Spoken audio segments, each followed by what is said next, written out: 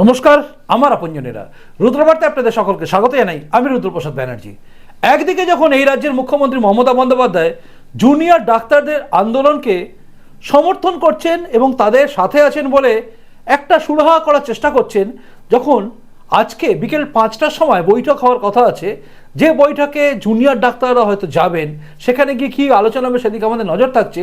অন্যদিকে তখন কিন্তু ক্রমাগত জুনিয়র ডাক্তারদের এই আন্দোলনকে, যে আন্দোলনের সঙ্গে সমস্ত মানুষ, আপামর জনগণ একাত্ম হয়ে গেছে, এক হয়ে গেছেন, সেখানে তার বিরুদ্ধে বা তাদের বিরুদ্ধে, এই আন্দোলনের বিরুদ্ধে একের পর এক মমতা বন্দ্যোপাধ্যায়ের মন্ত্রিসভার বিভিন্ন লোক বিভিন্ন জায়গায় বক্তব্য রাখছেন।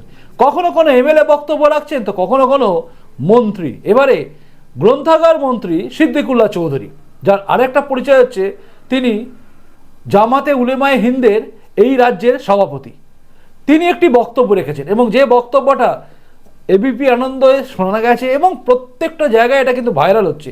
কারণ হঠাৎ করে তিনি একদম জুনিয়র ডাক্তারদের আক্রমণ করে বসলেন এবং তাদের এই আন্দোলনকে ভণ্ডামি বললেন। আগে শুনে নিন তিনি ঠিক কী বলেছেন, তারপরে আমি বিস্তারিতভাবে বলছি, শুনুন।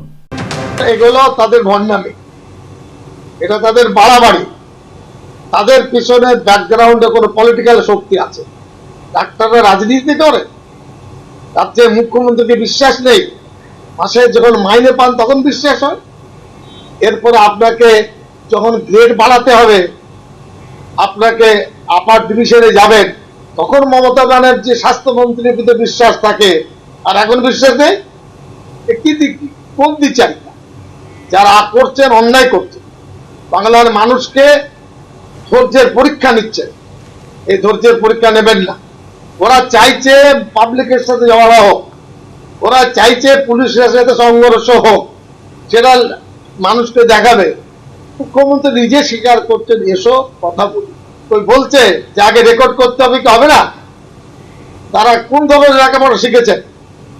মুখ্যমন্ত্রী বলতে পারছেন না, তার একটা সৌজন্যতা আছে, কিন্তু এটা খুব বাড়াবাড়ি। শুনলেন এই ভাইরাল হওয়া বক্তব্যটা, যেটা বিভিন্ন মিডিয়ায় দেখাচ্ছে। এই বক্তব্যে সিদ্দিকুল্লাহ চৌধুরী যে কথাগুলো বললেন, তিনি কিন্তু একজন মন্ত্রী, এই রাজ্যের যে রাজ্য সরকার চলছে তার একজন মন্ত্রী, তিনি এই বক্তব্যগুলো করছেন। তার এই বক্তব্যের পরে মানুষের মনের মধ্যে কি রিপারকেশন আসবে? স্বাভাবিকভাবেই মনে হবে যে এরা কারা, কেন সব বলছে। দেখুন, এই সিদ্দিকুল্লাহ চৌধুরী মানে, আমি আবারও বললাম, জামায়াতে উলেমায়ে হিন্দের এই রাজ্যের রাজ্য সভাপতি। প্রশ্ন এখানেই আসে যে অভয়া কাণ্ডে এই সিদ্দিকুল্লাহ চৌধুরী একটা বক্তব্য আপনি শুনেছেন? অন্তত ভাইরাল হয়েছে এরকম কোনো বক্তব্য না। সিদ্দিকুল্লাহ চৌধুরী কি কোনো মিটিং মিছিল করেছেন জামায়াতে উলেমায়ে হিন্দকে নিয়ে? উত্তর হচ্ছে না। কেন কেন হয়নি, এই প্রশ্নটা কিন্তু এবার উঠছে। কারণ সিদ্দিকুল্লাহ চৌধুরী এতদিন চুপ করেছিলেন, আমরাও চুপ করেছিলাম। কারণ তিনি যখন বলছিলেন না কোনো ব্যাপারে কথা, মানে এই টোটাল বিষয়টার জন্য যখন তিনি মুখে কুলুপ এঁটেছিলেন, তখন আমরাও চুপ করেছিলাম।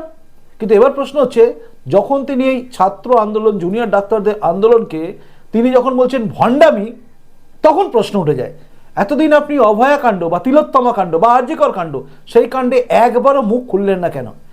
আপনাদের তো মিছিল বিভিন্ন সময় ইসরায়েলের বিরুদ্ধে, কখনো এটার বিরুদ্ধে, কখনো ওটার বিরুদ্ধে, কখনো ওয়াকাফের বিরুদ্ধে, সব কিছুর বিরুদ্ধে আপনাদের বেরোয়। এক্ষেত্রে কেন বেরোলো না? কেন বেরোলো না? কেন অভয়ার জন্য রাস্তায় আপনারা নামলেন না? এই প্রশ্নটা ওঠে। এই দ্বিচারিতা কেন? আপনি জুনিয়র ডাক্তারদের দ্বিচারিতার কথা বলছেন, কিন্তু আপনাদের দ্বিচারিতা কেন? আপনার দ্বিচারিতা কেন? এতদিন পরে আপনি কেন মুখ খুলছেন? এই প্রশ্নটা কিন্তু উঠবেই। কারণ আপনি চুপ করেছিলেন, তাই সমস্ত উত্তর বা সমস্ত প্রশ্নগুলো চুপ করেছিল। আপনি প্রশ্ন তুলেছেন, তো প্রশ্ন আপনার দিকে উঠবে। একটা আঙুল যদি আপনি কারোর দিকে তোলেন, বাকি অন্য আঙুলগুলো কিন্তু আপনার দিকে থাকে। তাই আপনি ভাবুন, সিদ্দিকুল্লাহ চৌধুরী এতদিন আপনি মুখ খোলেননি কেন? আপনি বলছেন মাইনের জন্য। মাইনে কে দেয়? এই সরকার দেয়? তৃণমূল কংগ্রেস দেয়? তৃণমূল কংগ্রেস কি ছাপায় নাকি? ট্যাক্সাল আছে পৈতৃক, টাকাটা আমরা দিই, আমরা পয়সা দিই, আমরা জনগণ, জনগণ যারা কর দিই, ট্যাক্স দিই, আমাদের টাকায়, প্রত্যক্ষ বা পরোক্ষ ট্যাক্সের টাকায় সরকার চলে। মন্ত্রীদের লটর বটর, আপনারও সমস্ত কিছু চলবে কিন্তু আমাদের জন্য। অর্থাৎ আপনি সরকারি টাকা যেগুলো পান মন্ত্রিসভা থেকে, নেন কি নেন না আমি জানি না, কিন্তু যেটাই নেন সেটা কিন্তু আমাদের টাকা, জনগণের টাকা, আপনাদের টাকা নয়। কোনো টাকা, ডাক্তারির খরচের জন্য টাকা যেটা হয়, সেই টাকাগুলো কিন্তু কেউই, কোনো তৃণমূল কংগ্রেস দিচ্ছে না বা কোনো বিজেপি দিচ্ছে না, সব টাকা জনগণের টাকা। টাকাটা আমাদের, আমরা ট্যাক্স দিই, আমাদের টাকায় পুলিশও চলে, ডাক্তারও চলে, মন্ত্রীরাও চলে, সব চলে। আমরা করি মেহনত, আমাদের টাকায় সব কিছু চলে। কাজে এসব কাকে বলছেন? আমরা বলতে পারতাম যে আপনারা আমাদের টাকায় চলেন, কিন্তু আমরা তো বলিনি। আপনি বলার কে? মাইনে বাড়ানোর জন্য চলে যাবেন মমতা ব্যানার্জির কাছে, মমতা ব্যানার্জি পদত্যাগ করে দিন না, তার কাছে যাবে না? সরকারে যতদিন থাকবে ততদিন তো যেতে হবে। কে যেতে চায়? ব্যক্তি মমতা বন্দ্যোপাধ্যায়ের কাছে, তিনি মুখ্যমন্ত্রী বলে তার কাছে যাবে। এসব ভুলভাল কথা বলা ছাড়ুন। বাংলার জনগণকে যা ইচ্ছে তাই বলবেন। এরা চাইছে ঝগড়া লাগাতে। এরা যদি ঝগড়া লাগাতে চাইতো, সিদ্দিকুল্লাহ চৌধুরী সাহেব আপনি শুনে রাখুন, এরা যদি চাইতো, মানে জুনিয়র ডাক্তাররা যদি চাইতো যে ঝগড়া লাগাতে, অশান্তি পাকাতে, তাহলে অনেক দিন আগে করে ফেলতো। এতদিন অপেক্ষা করে থাকার কোনো দরকারই ছিল না। জুনিয়র ডাক্তাররা যদি আন্দোলনটাকে বলতো দফা এক, দাবি এক, মমতা ব্যানার্জির পদত্যাগ, আপনার সরকার পড়ে যেত। আপনিও তো মানবেন না, গায়ের জোরে বলবেন না না কিচ্ছু হবে না, কিন্তু হতো। হিসাব বলছে। শুধু একটা কথা মনে রাখবেন সিদ্দিকুল্লাহ চৌধুরী, এই যে 27 তারিখে, 27শে আগস্ট, মাত্র 3-4 হাজার ছেলে বলেন না আপনারা, তারা গিয়ে নবান্নকে কাঁপিয়ে দিয়েছিল, হিলিয়ে দিয়েছিল পুরো স্ট্রাকচারকে। অ্যারেস্ট হয়েছে প্রায় 200-র মতো ছেলে, অ্যারেস্ট হয়ে রয়েছে, মামলা চলছে, কিন্তু তারা হিলিয়ে দিয়েছিল। এটা ভাববেন। আর এই জুনিয়র ডাক্তাররা যদি এইটাকে, আন্দোলনটাকে ওইভাবে করাতো না, কোথায় যেত? আজকে বাংলায় সবাই শান্তিপূর্ণভাবে আন্দোলন করছে, জুনিয়র ডাক্তারদের পাশে আছে। আপনি বললে কি কেউ ভাববে এটা ভণ্ডামি? কেউ ভাববে না। আমরা সবাই তাদের পাশে আছি। আমরা চাই এই সমস্যা মিটে যাক, সমাধান হোক, কিন্তু এইভাবে বলবেন না জুনিয়র ডাক্তারদের আন্দোলন হচ্ছে ভণ্ডামি। এটা ঠিক মানা যায় না।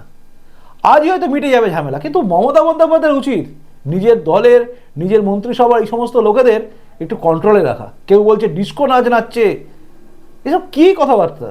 কেউ বলছেন আঙুল ভেঙে দেবো আন্দোলনকারীদের, কেউ বলছেন এই দেখে দেবো, কেউ বলছেন ওই করে দেবো। এসব বন্ধ করান।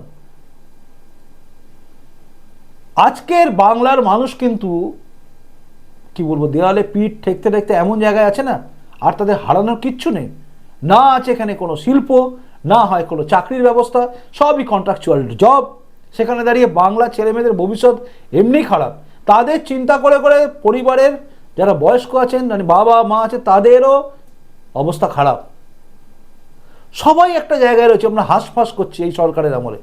তাই এখানে দাঁড়িয়ে ভুল ভাল বক্তব্য দেওয়া বন্ধ করান। একদিকে চাইছেন শান্তি হোক, আর একদিকে এরকম লোকেদের ছেড়ে দেখেছেন যারা বলছে ভণ্ডামি, কেউ বলছে ব্রেক ড্যান্স। এসব কি? ডিস্কো ড্যান্স বলছে, এসব কি চলছে? এগুলো বন্ধ করান।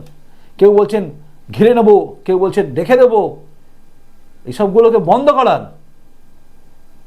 আমি যদি একটা কথা বলে দিই তাহলে সেটা নিয়ে হয়ে যাবে যেটা আমি দুটো সম্প্রদায়ের মধ্যে দাঙ্গা লাগিয়ে দিচ্ছি। আর আপনার এমএলএ, বিধায়ক, তিনি বহাল তবিয়তে হিন্দুদের ভাগীরথী নদীতে ভাসিয়ে দেওয়ার কথা বলে দেন, তারপরেও তারা থাকে।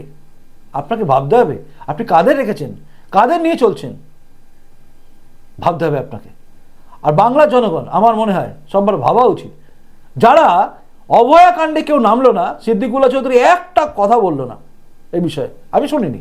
আপনি যদি শুনে থাকেন জানাবেন, আমার ভুল হতে পারে, হয়তো আমি জানি না। আমি গুগলে সার্চ করছিলাম, কোথাও দেখিনি সিদ্দিকুল্লাহ চৌধুরী কোনো র্যালি ছিল অভয়ার জন্য, আমি দেখিনি।